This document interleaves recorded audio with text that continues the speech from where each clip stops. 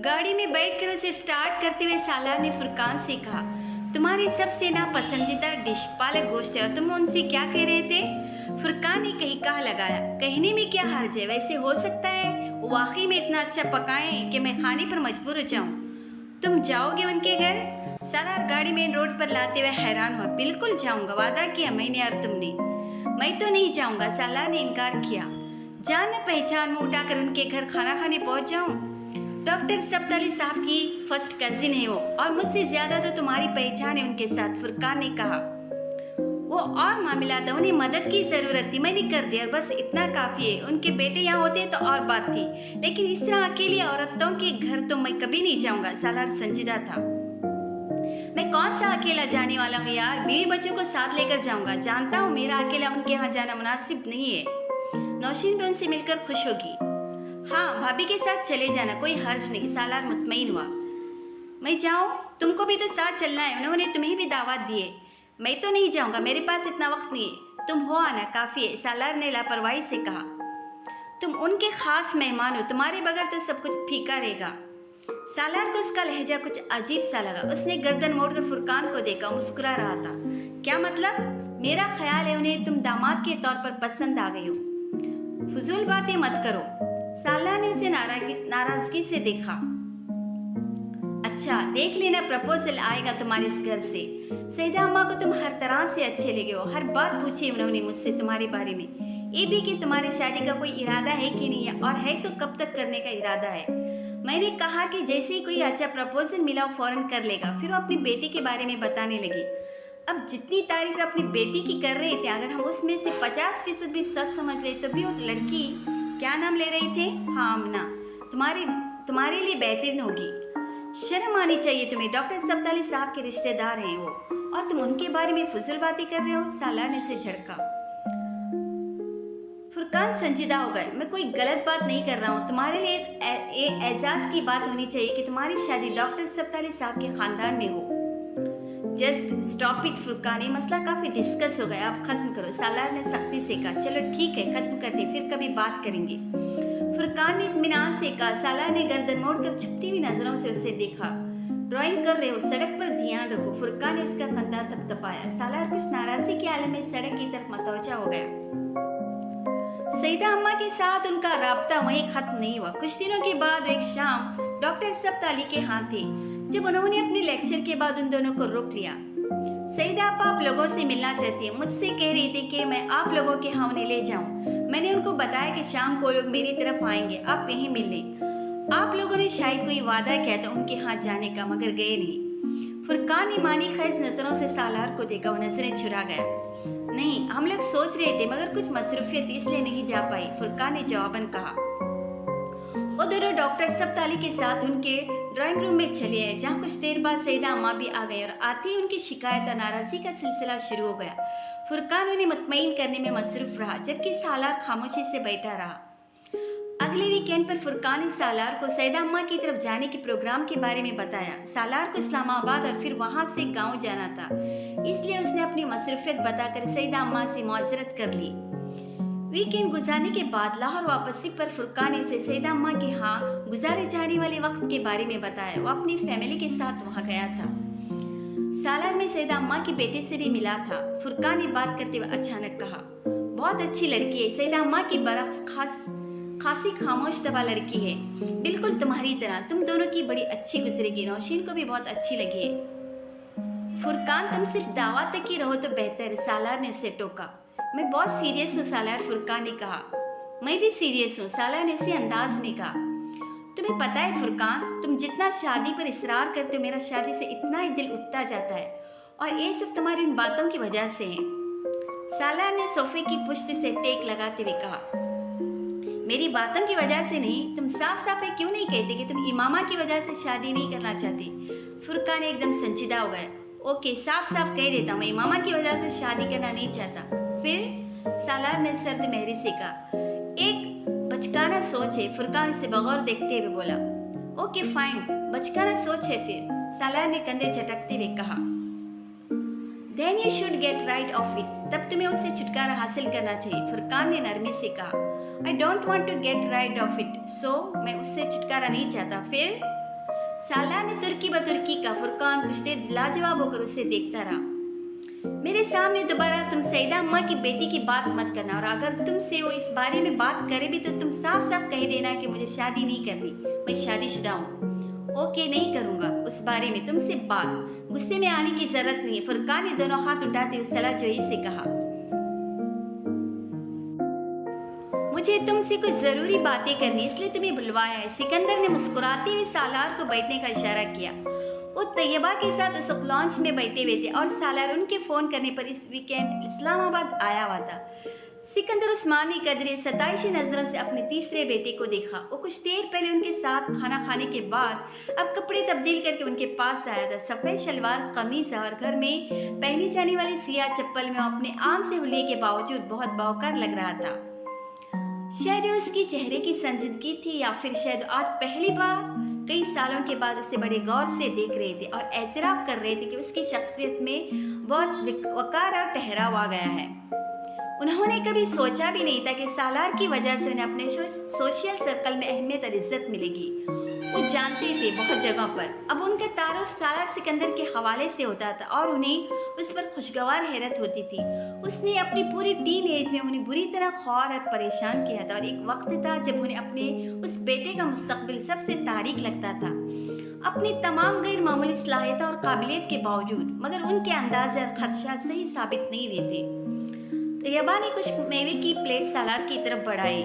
सालार ने चंद काजू उठा ली। मैं तुम्हारी शादी के बारे में बात करना चाहता हूँ। काजू मुंह में डालते एकदम रुक गया। उसके चेहरे की मुस्कुराहट गायब हो गई। सिकंदर उस्मान और तैयबा बहुत खुशगवार मूड में थे। अब तुम्हें शादी कर ही लेनी चाहिए सालार, सिकंदर ने कहा। सालार ने गैर महसूस अंदाज में हाथ में पकड़े हुए काजू दोबारा खुश्क मेवे की प्लेट में रख दिए। मैं और तैयबा तो हैरान हो रहे थे कि इतने रिश्ते तुम्हारे भाइयों में से किसी के नहीं आए जितने तुम्हारे लिए आ रहे हैं, सिकंदर ने बड़े शगुफ्ता अंदाज में कहा। मैंने सोचा कुछ बात करें तुमसे। वो चुपचाप उन्हें देखता रहा। साइद हमदानी साहब को जानते हो? उस्मान सिकंदर ने एक बड़ी मल्टीनेशनल कंपनी के हेड का नाम लिया। जी, उनकी बेटी मेरी कुलीग है, रिमशा नाम है शायद। जी, कैसी लड़की है? सिकंदर उस्मान के चेहरे को गौर से देखने लगा। उनका सवाल बहुत वाजिया था। अच्छी है, उसने चंद लम्हों के बाद कहा। तुम्हें पसंद है? किस लिहाज से? मैं रिमशा के प्रपोजल की बात कर रहा हूँ, सिकंदर उस्मान ने संजीदा होते हुए कहा। जाहिद पिछले कई हफ्ते से मुझसे इस सिलसिले में बात कर रहा है। अपनी वाइफ के साथ एक दो बार वो हमारी तरफ आया भी है। हम लोग भी उनकी तरफ गए। पिछले वीकेंड पर रिमशा से भी मिले। मुझे और तैयबा को तो बहुत अच्छी लगी है, बहुत वेल बिहेव्ड है, और तुम्हारे साथ भी उसकी अच्छी खासी दोस्ती है। उन लोगों की ख्वाहिश है, बल्कि इसरार है कि तुम्हारे जरिए दोनों फैमिलीज में कोई रिश्तेदारी बन जाए। पापा, मेरी रिमशा के साथ कोई दोस्ती नहीं है, सालार ने मध्यम और ठहरे हुए अंदाज में कहा। वो मेरी कुलीग है, जान पहचान, और उसमें कोई शक नहीं कि बहुत अच्छी लड़की है, मगर मैं उससे शादी नहीं करना चाहता। तुम कहीं और इंटरेस्टेड हो? सिकंदर ने उससे पूछा। वो खामोश रहा। सिकंदर और तैयबा के दरमियान नजरों का तबादला हुआ। अगर तुम्हारी कहीं और दिलचस्पी है तो हमें कोई एतराज़ नहीं, बल्कि हमें खुशी होगी वहाँ तुम्हारी शादी की बात करते हुए, और यकीनन हम तुम पर भी कोई दबाव नहीं डालेंगे इस सिलसिले में। सिकंदर ने नरमी से कहा। मैं बहुत अरसा पहले शादी कर चुका हूँ। एक लंबी खामोशी के बाद उसने उसी तरह सर झुकाए हुए मध्यम लहजे में कहा। सिकंदर को कोई दुश्वारी नहीं हुई ये समझने में कि उसका इशारा किस तरफ था। उनके चेहरे पर एकदम संजीदगी आ गई। इमामा की बात कर रहे हो? वो खामोश रहा। सिकंदर बहुत देर तक बेयकीनी से उसे देखते रहे। इतने अरसे से इसलिए शादी नहीं कर रहे? सिकंदर को जैसे एक शौक लगा था। उनका ख्याल था वो उसे भुला चुका था। आखिरी 8 साल पुरानी बात थी। अब तक तो वो शादी कर चुकी होगी, अपनी जिंदगी आराम से गुजारी होगी। तुम्हारी और उसकी शादी तो कब की खत्म हो चुकी। सिकंदर ने उससे कहा। नहीं पापा, उसके साथ मेरी शादी खत्म नहीं हुई, उसने पहली बार सर उठाकर कहा। तुमने उसे निकाहनामे में तलाक अख्तियार दिया था, और मुझे याद है तुम उसे ढूंढना चाहते थे ताकि तलाक दे सको। सिकंदर ने जैसे उसे याद कराया। मैंने उसे ढूंढा था, मगर वो मुझे नहीं मिली, और ये बात नहीं चाहती थी कि उसके पास तलाक का इख्तियार है। वो जहाँ भी होगी अभी तक मेरी ही बीवी होगी। सालार 8 साल गुजर चुके, 1-2 साल की बात तो नहीं। हो सकता है वह जान गई हो कि तलाक का इख्तियार उसके पास है। ये मुमकिन है कि वो अब भी तुम्हारी बीवी हो। सिकंदर ने कदरे मुस्तरब होकर कहा। मेरे अलावा तो कोई दूसरा उसे ये नहीं बता सकता, और मैंने उसे उस हक के बारे में नहीं बताया। जब तक वो मेरे निकाह में, मुझे कहीं और शादी नहीं करनी। तुम्हारा कांटेक्ट है उसके साथ? सिकंदर ने बहुत मध्यम आवाज में कहा। नहीं, 8 साल से उससे तुम्हारा राब्ता नहीं हुआ। अगर सारी उम्र नवात हुआ तब तुम क्या करोगे? वो खामोश रहा। उसके पास उस सवाल का कोई जवाब नहीं था। सिकंदर उस्मान कुछ देर उसके जवाब का इंतजार करते रहे। तुमने मुझसे कभी ये नहीं कहा कि तुम उस लड़की के साथ इमोशनली इन्वॉल्व हो। तुमने तो मुझे यही बताया था कि तुमने सिर्फ वक्ती तौर पर उसकी मदद की थी, वो किसी और लड़के से शादी करना चाहती थी, वगैरह वगैरह। सालार इस बार भी खामोश रहा। सिकंदर उस्मान चुपचाप उसे देखते रहे। अपने उस तीसरे बेटे को कभी नहीं जान सके थे। उसके दिल में क्या था वो उस वक्त कभी नहीं पहुंच सकते थे, जिस लड़की के लिए वो 8 साल ज़ाया कर चुका था और बाकी की ज़िंदगी ज़ाया करने के लिए तैयार था। उसके साथ उसके जज्बाती ताल्लुक की शिद्दत कैसी हो सकती थी, ये अब शायद उसे लफ्ज़ों में बयान करने की ज़रूरत नहीं थी। कमरे में खामोशी का एक लंबा वक्फा आया। फिर सिकंदर उस्मान उठकर अपने ड्रेसिंग रूम में चले गए। उनकी वापसी चंद मिनटों के बाद हुई। सोफे पर बैठने के बाद उन्होंने सालार की तरफ एक लिफाफा बढ़ा दिया। उसने सवालिया नजरों से उन्हें देखते हुए लिफाफा पकड़ लिया। इमामा ने मुझसे राब्ता किया था, वो सांस नहीं ले सका। सिकंदर उस्मान एक बार फिर सोफे पर बैठ चुके थे। एक 5-6 साल पहले की बात है, वो तुमसे बात करना चाहती थी। फोन नासिरा ने उठाया था और उसने इमामा की आवाज़ पहचान ली थी। तब तुम पाकिस्तान में थे। नासिरा ने तुम्हारी बजाय मुझसे इसकी बात कराई। उसने मुझसे कहा कि मैं तुमसे उसकी बात कराऊं। मैंने उससे कहा कि तुम मर चुके हो। मैं नहीं चाहता था कि तुमसे राब्ता करे और जिस मुसीबत से हम छुटकारा पा चुके हैं उसमें दोबारा पड़े। मुझे यकीन था कि वो मेरी बात पर यकीन कर लेगी, क्योंकि तुम कई बार खुदकशी की कोशिश कर चुके थे। वो वसीम की बहन थी, तुम्हारे बारे में ये सब जानती होगी। कम अज कम एक ऐसी कोशिश की तो खुद गवाह थी। मैं उसे निकाहनामे में मौजूद तलाक इख्तियार के बारे में नहीं बता सका, नहीं उस तलाकनामे के बारे में जो मैंने तुम्हारी तरफ से तैयार कराया था। तुम्हें जब मैंने अमेरिका भिजवाया था तो तुमसे एक सादा कागज़ पर साइन लिए थे। मैं चाहता था कि मुझे ज़रूरत पड़े तो मैं खुद ही तलाकनामा तैयार कर लूँ। एक कानूनी या जायज़ था कि नहीं, उसका पता नहीं, मगर मैंने उसे तैयार करा लिया था और मैं मामा को उसके बारे में बताना चाहता था और उसे तमाम पेपर्स भी देना चाहता था, मगर उसने फ़ोन बंद कर दिया। मैंने नंबर ट्रेस आउट कराया, वो किसी पीसीओ का था। उसके कुछ दिनों बाद 20,000 के कुछ ट्यूलर्स चेक मुझे उसने डाक के जरिए भिजवाए। उसके साथ एक खत भी था, शायद तुमने उसे कुछ रकम दी थी, उसने वापस की थी। मैंने तुम्हें इसलिए नहीं बताया क्योंकि मैं नहीं चाहता था कि तुम दोबारा उस मामले में इन्वॉल्व हो। मैं इमामा की फैमिली से खौफजदा था। मुझे अंदेशा था कि वो तब भी तुम्हारी ताक में होंगे और मैं चाहता था तुम अपना करियर बनाते रहो। वो लिफाफा हाथ में पकड़े रंग बदलते हुए चेहरे के साथ सिकंदर उस्मान को देखता रहा। किसी ने बहुत आस्तगी के साथ उसके वजूद से जान निकाली थी। उसने लिफाफे को टेबल पर रख दिया। वो नहीं चाहता था कि तैयबा और सिकंदर उसके हाथ की कपकपाहट को देख सके। वो देख चुके थे, मगर उसके हवास चंद लम्हों के लिए बिल्कुल काम करना छोड़ गए थे। अपने सामने पड़ी टेबल पर रखे उस लिफाफे पर हाथ रखे वो कुछ देर उसे देखता रहा। फिर उस टेबल पर रखे उसने उसके अंदर मौजूद कागज को निकाल लिया। डियर अंकल सिकंदर, मुझे आपकी बेटे की मौत के बारे में जानकर बहुत अफसोस हुआ। मेरी वजह से आप लोगों को चंद साल बहुत परेशानी का सामना करना पड़ा। मैं उसके लिए मौजरत खवा हूँ। मुझे सालार को कुछ रकम अदा करनी थी और मैं आपको भिजवा रही हूँ। खुदा हाफिज, इमामा आशा। सालार को लगा वाकई मर गया है। सफ़ेद चेहरे के साथ उसने कागज़ के टुकड़े को दोबारा लिफाफे में डाल दिया। कुछ भी कहे बगैर उसने लिफाफा थामा और उठ खड़ा हुआ। सिकंदर और तैयबा दम बखुद उसे देख रहे थे। जब वो सिकंदर के पास से गुजरने लगा तो उठ खड़े हो गए। सालार वो रुक गया। सिकंदर ने उसके कंधे पर हाथ रख दिया। जो कुछ भी हुआ ना दानस्तगी में हुआ। मैं नहीं जानता था कि अगर तुमने कभी मुझे इमामा के बारे में अपनी फीलिंग्स बताई होती तो मैं कभी ये सब न करता। मैं सारे मामले को किसी और तरह हैंडल करता या फिर उसके साथ तुम्हारा राब्ता करा देता। मेरे बारे में अपने दिल में कोई शिकायत या गिला मत रखना। सालार ने सर नहीं उठाया, उनसे नजर नहीं मिलाई, मगर सर को हल्की से जंबिश थी। उसे उनसे कोई शिकवा नहीं था। सिकंदर ने उसके कंधे से हाथ हटा लिया।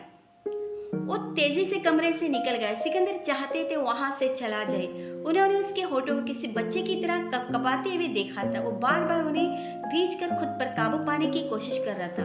चंद मिनट और वहां रहता तो शायद फूट फूट कर रोने लगता। सिकंदर अपने पछतावे में मजीद इजाफा नहीं करना चाहते थे। तैयबा ने इस सारी गुफ्तगू में कोई मदाखलत नहीं की, मगर सालार के बाहर जाने के बाद उन्होंने सिकंदर की दिलजोई करने की कोशिश की। परेशान होने की ज़रूरत नहीं, आपने जो कुछ किया उसकी बेहतरी के लिए किया, वो समझ जाएगा। वो सिकंदर के चेहरे से उनकी जहनी कैफियत का अंदाज़ा लगा सकती थी। सिकंदर एक सिगरेट सुलगाते हुए कमरे में चक्कर लगा रहे थे। ये मेरी ज़िंदगी की सबसे बड़ी गलती थी। मुझे सालार से पूछे बगैर या उसको बताए बगैर ये सब कुछ नहीं करना चाहिए था। मुझे इमामा से उस तरह का झूठ भी नहीं बोलना चाहिए था। मुझे वो बात अधूरी छोड़कर तासुफ अमीज़ अंदाज में एक हाथ को मुट्ठी की सूरत में बेचे हुए खिड़की में जाकर खड़े हो गए। गाड़ी बहुत मोहतात अंदाज में सड़क पर फिसल रही थी। सालार कई साल बाद पहली बार उस सड़क पर रात के उस पहर गाड़ी चला रहा था और रात उसकी आंखों के सामने किसी फिल्म की तरह चल रही थी। उसे लगा 8 साल उड़कर गायब हो गए थे। सब कुछ वही था। कोई बड़ी आहिस्तगी से उसके बराबर में आ बैठा। उसने अपने आप को फरीद की गिरफ्त में आने दिया। गर्दन मोड़कर बराबर वाली सीट को नहीं देखा। इल्यूजन को हकीकत बनने दिया। जानते बूझते खुली आंखों के साथ कोई अब सिसकियों के साथ रो रहा था। डियर अंकल सिकंदर, मुझे आपके बेटे की मौत के बारे में जानकर बहुत अफसोस हुआ। मेरी वजह से आप लोगों को चंद साल बहुत परेशानी का सामना करना पड़ा। मैं उसके लिए माजरत ख्वाह हूँ। मुझे सालार को कुछ रकम अदा करनी थी और मैं आपको भिजवा रही हूँ। खुदा हाफिज इमामा आशा। एक बार फिर उस खत की तहरीर उसके जहन में गूंजने लगी थी। वो सिकंदर उस्मान के पास से आकर बहुत देर तक खत लिए अपने कमरे में बैठा रहा। उसने इमामा को कोई रकम नहीं दी थी, मगर वो जानता था उसने उसका कौन सा कर्ज लौटाया था। मोबाइल फ़ोन की कीमत और उसके बिल्स। वो खाली और जहनी के आलम में अपने बेड पर बैठे नीम तारीक कमरे की खिड़कियों से बाहर उसके घर की इमारत को देखता रहा। सारी दुनिया एकदम जैसे हर जिंदा शय से खाली हो गई थी। उसने खत पर तारीख पढ़ी हुई। मामा के घर से जाने के तकरीबन 2.5 साल बाद भेजा गया था। 2.5 साल बाद अगर वो 20,000 रुपये उसे भिजवा रही थी तो उसका मतलब था वो खैरियत से थी। कम अज कम उसके इमामा के बारे में बदतरीन और अंदेशे दुरुस्त साबित नहीं हुए थे। उसे खुशी थी, लेकिन अगर उसने समझ लिया था कि सालार मर चुका था तो फिर वो इसकी जिंदगी से भी निकल चुका गया था और उसका क्या मतलब था ये भी जानता था। कई घंटे उसी तरह वहीं बैठा रहा। फिर पता नहीं उसके दिल में क्या आया। अपना बैग पैक करके वो घर से निकल आया और अब वो उस सड़क पर था। उसी धुंध में, उसी मौसम में सब कुछ जैसे धुआं बन रहा था या फिर धुंध। चंद घंटों के बाद उसी होटल नुमा सर्विस स्टेशन के पास जा पहुंचा। उसने गाड़ी रोक ली। धुंध में मलफूफ इमारत अब बिल्कुल बदल चुकी थी। गाड़ी को मोड़कर वो सड़क से उतार कर अंदर ले आया। फिर दरवाजा खोलकर नीचे उतर आया। 8 साल पहले की तरह आज भी वहाँ खामोशी का राज था। सिर्फ लाइट्स की तादाद पहले से ज्यादा थी। उसने हॉर्न नहीं दिया, इसलिए अंदर से कोई नहीं निकला। बरामदे में वहाँ पानी का ड्रम नहीं था। वो बरामदे से गुजरते हुए अंदर जाने लगा। तभी अंदर से शख्स निकल आया। उससे पहले कि वो कुछ कहता, सालार ने उससे कहा, मैं चाय पीना चाहता हूँ। उसने जमाई लिया और वापस मुड़ गया। आ जाएं। सालार अंदर चला गया। ये वही कमरा था, मगर अंदर से कुछ बदल चुका था। पहले की निस्बत मेज़ा और कुर्सी की तादाद ज्यादा थी और कमरे की हालत भी बहुत बेहतर हो चुकी थी। चाय लेंगे या साथ कुछ और भी? उस आदमी ने मुड़कर अचानक पूछा। सिर्फ चाय। सालार ने कुर्सी खींचकर बैठ गया। आदमी काउंटर के अकब में अब स्टोव जलाने में मसरूफ हो चुका था। आप कहाँ से आए? उसने चाय के लिए केतली ऊपर रखते हुए सालार से पूछा। जवाब नहीं आया। उस शख्स ने गर्दन मोड़ कर देखा। चाय पीने के लिए आने वाला वो शख्स कमरे के कोने पर नजरें जमाए हुए था, बिल्कुल पत्थर के किसी मुजस्समे की तरह बेहिस हरकत। वो नमाज पढ़कर उसके बिलमुकाबिल मेज के दूसरी जानिब कुर्सी पर आ बैठी थी। कुछ कहे बगैर उसने मेज पर पड़ा चाय का कप उठाया और उसे पीने लगी। लड़का तब तक बर्गर ले आया और अब टेबल पर बर्गर रख रहा था। सालार तीखी नजरों के साथ बर्गर की प्लेट को देख रहा था जो उसके सामने रखी जा रही थी। जब लड़के ने प्लेट रख दी तो सालार ने कांटे के साथ बर्गर का ऊपर वाला हिस्सा उठाया, तनकीदी नजरों से फीलिंग का जायजा लिया। फिर छुरी उठाकर उसने लड़के से कहा, जो अब इमामा की बर्गर की प्लेट उसके सामने रख चुका था, ये शामी कबाब है। वो फीलिंग के ऊपर वाले तह को अलग कर रहा था। ये ऑमलेट है। उसने नीचे मौजूद ऑमलेट को छुरी की मदद से थोड़ा ऊंचा किया। और ये केचप तो चिकन कहाँ है? मैंने तुम्हें चिकन बर्गर लाने को कहा था ना? उसने अखल लहजे में लड़के से कहा। इमामा तब तक खामोशी से बर्गर उठाकर खाने में मसरूफ हो चुकी थी। ये चिकन बर्गर है, लड़के ने कदरे गड़बड़ा कर कहा। कैसे चिकन बर्गर है? इसमें कहीं चिकन ही है, सालार ने चैलेंज किया। हम इसे ही चिकन बर्गर कहते हैं। वो लड़का अब नर्वस हो रहा था। और जो सादा बर्गर इसमें क्या डालते हो? उसमें बस शामी कबाब होता है, अंडा नहीं होता। और अंडा डालकर सादा बर्गर चिकन बर्गर बन जाता है, क्योंकि अंडे से मुर्गी निकलती है और मुर्गी के गोश्त को चिकन कहते हैं, इसलिए डायरेक्टली नहीं तो इनडायरेक्टली चिकन बर्गर बनता है। साला ने बड़ी संजीदगी से कहा, लड़का खसियाने अंदाज में हंसा। इमाम उन दोनों की गुफ्तगू पर तवज्जो दिए बगैर हाथ में पकड़ा बर्गर खाने में मसरूफ थी। ठीक है जाओ, सालार ने कहा। लड़के ने यकीनन सुकून का सांस लिया और वहां से गायब हो गया। छुरी और कांटे को रखकर सालार ने बाएं हाथ से बर्गर को उठा लिया। बर्गर खाते हुए इमामा ने पहली बार प्लेट से सालार के होठों तक बाएं हाथ में बर्गर के सफर को ताज्जुब-आमेज़ नजरों से देखा और ये ताज्जुब एक लम्हे में गायब हो गया था। वो एक बार फिर बर्गर खाने में मसरूफ थी। सालार ने अपने बर्गर को दांतों से काटा, एक लम्हा के लिए मुंह चलाया, फिर बर्गर को अपनी प्लेट में उछाल दिया। फजूल बर्गर है, तुम किस तरह खा रही हो? सालार ने लुकमे को बमुश्किल हलक से निकलते हुए कहा। इतना बुरा नहीं है जितना तुम्हें लग रहा है, इमामा ने बेतासर अंदाज में कहा। हर चीज में तुम्हारा स्टैंडर्ड बड़ा लो है इमामा, वो चाहे बर्गर हो या शहद। बर्गर खाते इमामा का हाथ रुक गया। सालार ने उसके सफेद चेहरे को एक पल में सुर्ख होते देखा। सालार के चेहरे पर एक तपा देने वाली मुस्कुराहट आई। मैं जलाल अंसर की बात कर रहा हूँ, उसने जैसे इमामा को याद दिलाया। तुम ठीक कहते हो, इमामा ने पुरसुकून लहजे में कहा। मेरा स्टैंडर्ड वाकई बहुत लो है। एक बार फिर बर्गर खाने लगी। मैंने सोचा तुम बर्गर मेरे मुंह पर दे मारोगी, सालार ने दबी मुस्कुराहट के साथ कहा। मैं रिस्क जैसी नियामत को क्यों ज़ाया करूंगी? ये इतना बुरा बर्गर नियामत है, उसने तस्दीक आमेज़ अंदाज में कहा। और कौन कौन सी नियामत है इस वक्त तुम्हारे पास? इंसान अल्लाह की नियामतों का शुक्र अदा कर ही नहीं सकता। ये मेरी जुबान पर जायका चखने की जो हिस्स है, ये कितनी बड़ी नियामत है कि मैं अगर कोई चीज़ खाती हूँ तो उसमें इसका जायका महसूस कर सकती हूँ। बहुत से लोग इस नियामत से भी महरूम होते हैं और उन लोगों में टॉप ऑफ द लिस्ट सालार सिकंदर का नाम होगा, है ना? उसने इमामा की बात मुकम्मल होने से पहले ही तेज आवाज में उसकी बात काटी। सालार सिकंदर कम अज कम उस तरह की चीजें खाकर एंजॉय नहीं कर सकता। उस शख्स ने चाय का कप उसके सामने रख दिया। सालार एकदम चौंक गया। सामने वाली कुर्सी अब खाली थी। साथ में कुछ और चाहिए? आदमी ने खड़े खड़े फिर पूछा। नहीं, बस चाय काफी है। सालार ने चाय का कप अपनी तरफ खींचते हुए कहा। आप इस्लामाबाद से आए? उसने पूछा। हाँ। लाहौर जा रही है? उसने एक और सवाल किया। इस बार सालार ने सर के इशारे से जवाब दिया। वो अब चाय का घूंट ले रहा था। उस आदमी को शबा उसने चाय पीने वाले शख्स की आंखों में हल्की सी नमी देखी है। मैं कुछ देर यहाँ अकेला बैठना चाहता। उसने चाय का कप मेज पर रखते हुए सर उठाए बगैर कहा। वो शख्स कुछ ताज्जुब से उसे देखता वापस किचन में चला गया और सानवी नोयत के कामों में मसरूफ गाय बखाए दूर से सालार पर नजरें दौड़ाता रहा। पूरे 15 मिनट बाद उसने सालार को टेबल छोड़कर कमरे से निकलते देखा। वो आदमी बड़ी तेज रफ्तारी के साथ किचन से कमरे में वापस आया, मगर उससे पहले कि उस सालार के पीछे बाहर जाता, मेज पर खाली कप के नीचे पड़े एक नोट ने उसे रोक लिया। वो भोजका से उस नोट को देखता रहा, फिर उसने आगे बढ़कर उस नोट को पकड़ा और तेजी से कमरे से बाहर आ गया। सालार की गाड़ी इस वक्त रिवर्स होते हुए मेन रोड पर जा रही थी। उस आदमी ने हैरानी से उस दूर जाती हुई गाड़ी को देखा, फिर हाथ में पकड़े उस 1000 रुपए के नोट को बरामदे में लगी ट्यूबलाइट की रोशनी में देखा। नोट असली है मगर आदमी बेवकूफ। उसने अपनी खुशी पर काबू पाते हुए ज़ेर लब तबसरा किया और नोट को जेब में डाल लिया। सिकंदर उस्मान सुबह नाश्ते की मेज पर आए तो भी उनके ज़हन में सबसे पहले सालार का ही ख्याल आया था। सालार कहाँ, उसे बुलाओ, उन्होंने मुलाजिम से कहा। सालार साहब तो रात को ही चले गए थे। सिकंदर और तैयबा ने बेख्तियार एक दूसरे का चेहरा देखा। कहाँ चले गए? गाँव? नहीं, वापस लाहौर चले गए। उन्होंने सालार का नंबर डायल किया। मोबाइल ऑफ था। उन्होंने उसके फ्लैट का नंबर डायल किया। वहाँ जवाबी मशीन लगाई हुई थी। उन्होंने पैगाम रिकॉर्ड कराए बगैर फ़ोन बंद कर दिया। कुछ परेशान से दोबारा नाश्ते की मेज़ पर आ बैठे। फ़ोन पर कांटेक्ट नहीं हुआ? तैयबा ने पूछा। नहीं, मोबाइल ऑफ है। उसके फ्लैट पर आंसर फ़ोन लगा हुआ है, पता नहीं क्यों चला गया। आप परेशान न हो, नाश्ता करें। तैयबा ने उन्हें तसल्ली देने की कोशिश की। तुम करो, मेरा मूड नहीं है। वो उठकर बाहर निकल गई। तैयबा बेख्तियार सांस लेकर रह गई।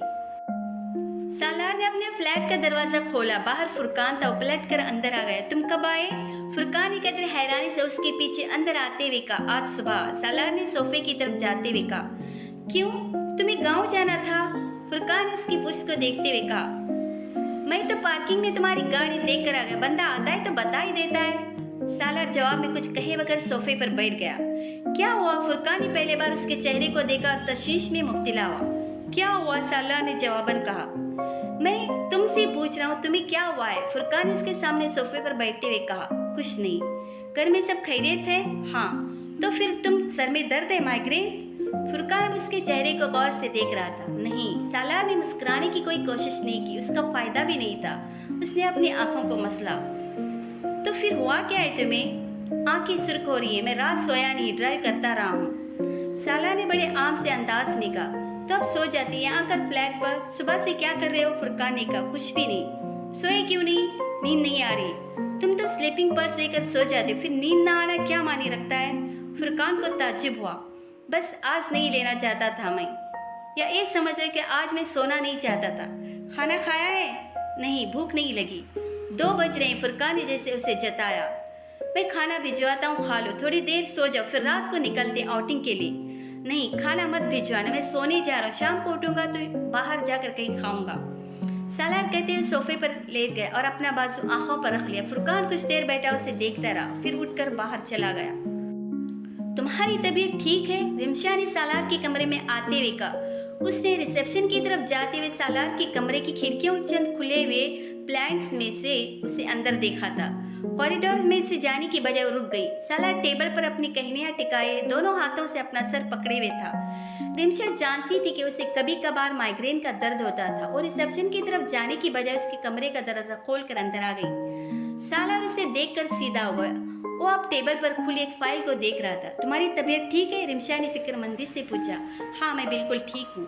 اس نے رمشا کو دیکھنے کی کوشش نہیں کی۔ رمشا واپس جانے کے بجائے آگے بڑھائی۔ نہیں، تم ٹھیک نہیں لگ رہے، اس نے سالار کے چہرے کو غور سے دیکھتے ہوئے کہا۔ تم پلیز اس فائل کو لے جاؤ، اسے دیکھ لو، میں دیکھ نہیں پا رہا۔ سالار نے اس کی بات کا جواب دینے کی بجائے فائل بند کر کے ٹیبل پر اس کی طرف کھسکا دی۔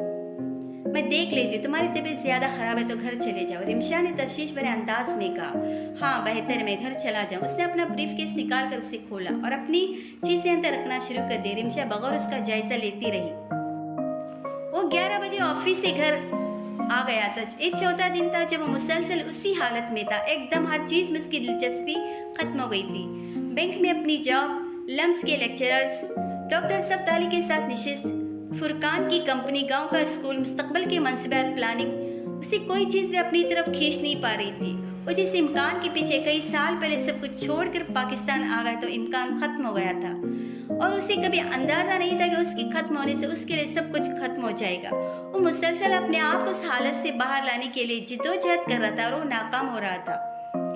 محض تصور کہ کسی اور شخص کی بیوی بن کر کسی اور کے گھر میں رہ رہی ہوگی، سالار سکندر کے لیے اتنا ہی جان لیوا تھا جتنا ماضی کا اندیشہ کہ وہ غلط ہاتھوں میں چلی گئی ہو۔ اور اس ذہنی حالت میں اس نے عمرہ پر جانے کا فیصلہ کیا تھا، اور واحد جگہ تھی جو اس کی زندگی میں اچانک آ جانے والی اس بے معنیت کو ختم کر سکتی تھی۔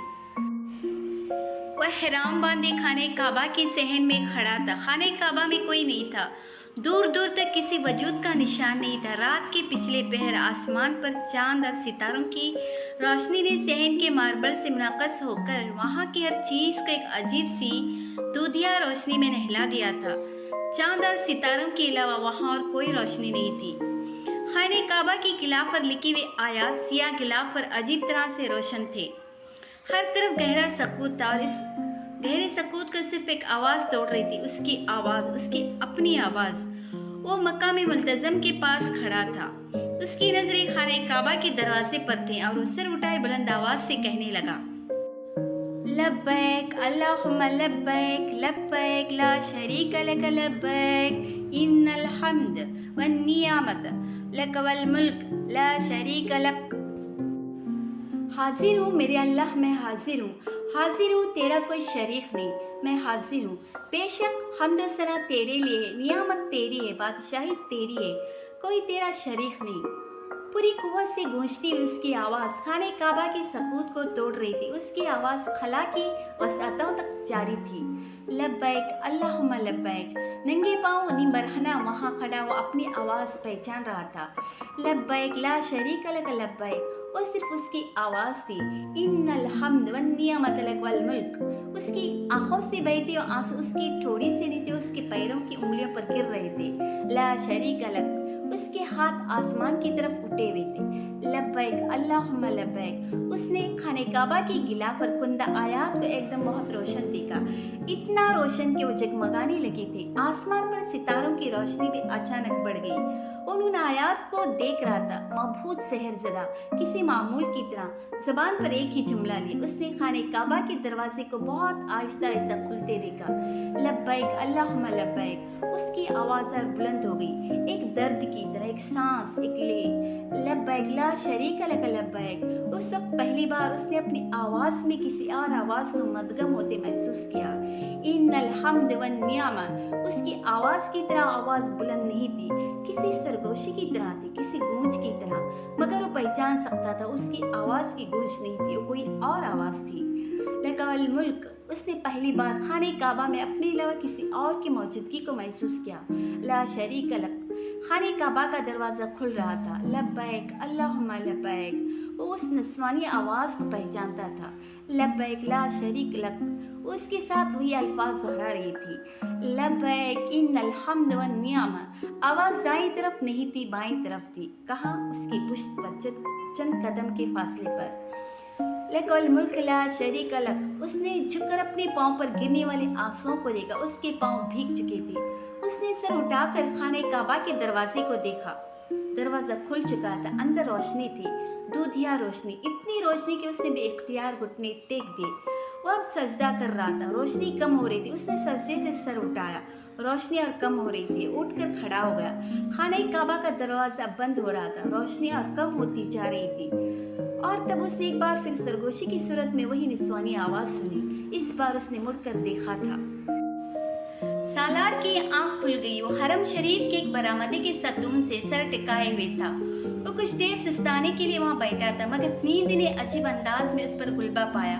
वो इमामा थी, बेशक इमामा थी, सफ़ेद एहराम में उसके पीछे खड़ी। उसने उसकी सिर्फ एक झलक देखी थी, मगर एक झलक भी उसे यकीन दिलाने के लिए काफ़ी थी कि वो इमामा के अलावा कोई नहीं थी। खालिल ज़हनी के आलम में लोगों को इधर से उधर जाते देखकर बेख्तियार दिल भर आया। 8 साल से ज़्यादा हो गया था उसे उस औरत को देखे जिसे उसने आज वहाँ हरम शरीफ में देखा था। किसी जख्म को फिर उधेड़ा गया था। उसने ग्लासेस उतार दिया और दोनों हाथों से चेहरे को ढांप लिया। आंखों से उबलते गर्म पानी को रगड़ते, आंखों को मसलते उसे ख्याल आया हरम शरीफ था। यहाँ उसे किसी से आंसू छुपाने की जरूरत नहीं थी, यहाँ सब आंसू बहाने के लिए आते थे। उसने चेहरे से हाथ हटा लिए। उस पर रक्त तारी हो रही थी। वो सर झुकाए बहुत देर वहाँ बैठा रुकता रहा। फिर उसे याद आया, वो हर साल वहाँ उम्रा करने के लिए आया करता था। वो इमामा हाशिम की तरफ से भी उम्रा किया करता था। वो उसकी आफियत और लंबी जिंदगी के लिए भी दुआ मांगा करता था।